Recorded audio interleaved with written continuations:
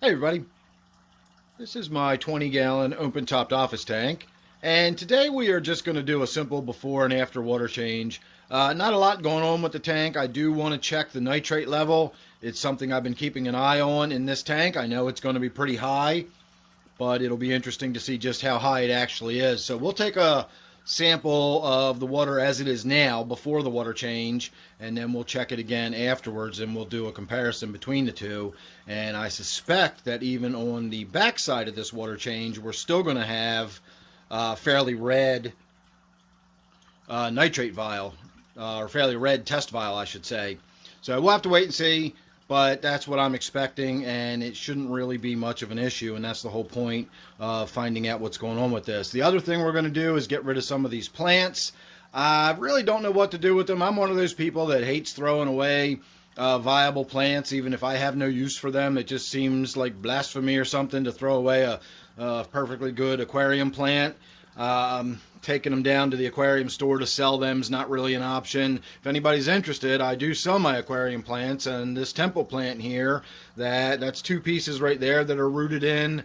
And again, I just don't know what to do with them. I don't have any real place for them. They're just kind of being kept alive by being stuck in the corner of the tank. I've got another one right there that is rooted in and doing well, and then I've got one in there that is not doing quite as well because I just stuck it in there, and it's not really, I don't think that one's going to take, so I don't mind throwing them away when they don't survive.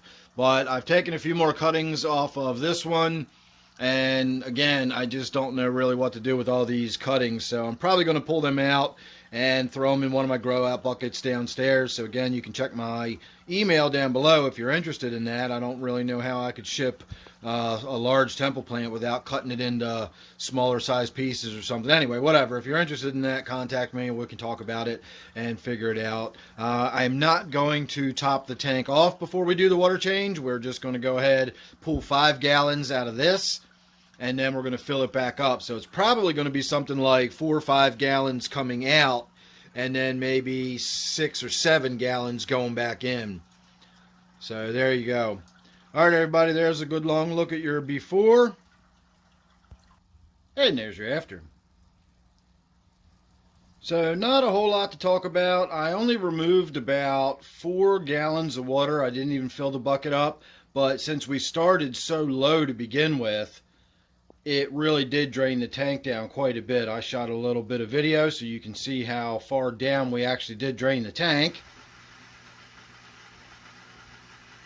So you can see it turned out to be a pretty big water change after all once I filled the tank back up. I also filled it way up to the top, so I probably put 6 gallons back in after taking 4 gallons out maybe. I might even have put 7 gallons back in.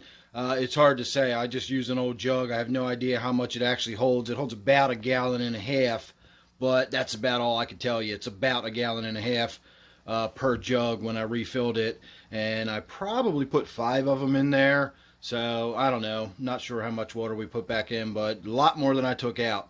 Anyway, I also cut down a little bit of the temple plant that was up there directly under the light that was actually blocking a lot of the light that went into the tank, and so that opens it up a lot more and makes the tank look a lot more bright and airy. I also removed a few of the patches of the Java Windelov you can see growing off of that little plastic faux cave system right there. Believe it or not, underneath that mass of green is a little plastic cave system.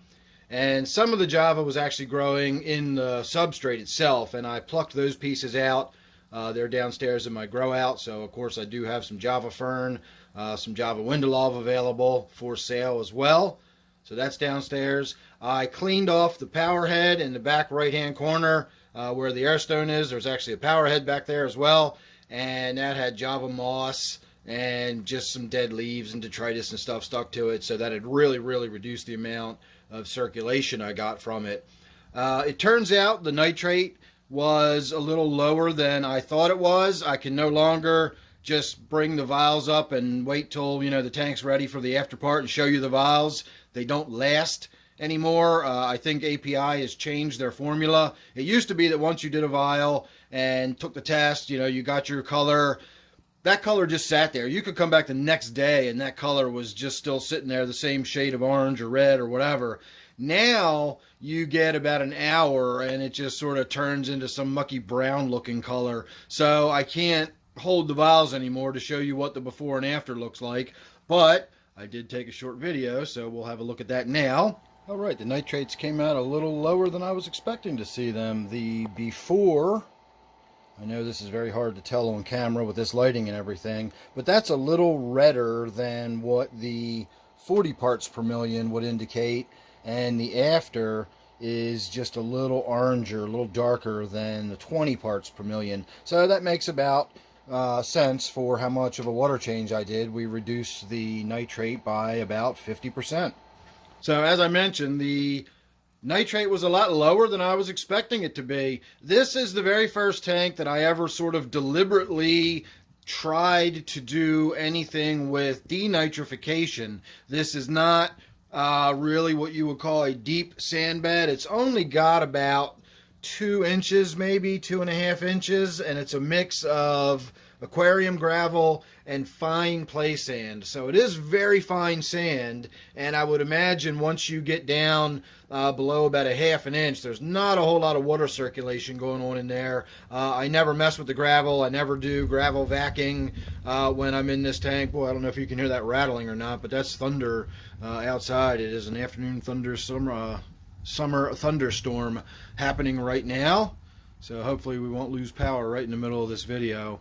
Anyway, I can't imagine that I'm getting any denitrification in this, but that was a lot lower nitrate than I was expecting to see in this tank. Now, we also do have pretty vigorous growth here coming out of my temple plant, and I do have to say my German blue ram in this tank is definitely accomplishing what I put it in there to accomplish, and that is reducing the number of fry and small fish swimming around in this tank. So we might have a lower than expected nitrate level simply because we've got less stocking density in this tank. I really would be reluctant to give that little very minimal sand bed any kind of credit for there being lower than expected nitrate in this tank, but I did have lower than expected nitrate in this tank, and now that we're on the back side of the water change, we're down below 40 parts per million again. So if I can get motivated enough to come in here in another couple days and do another one,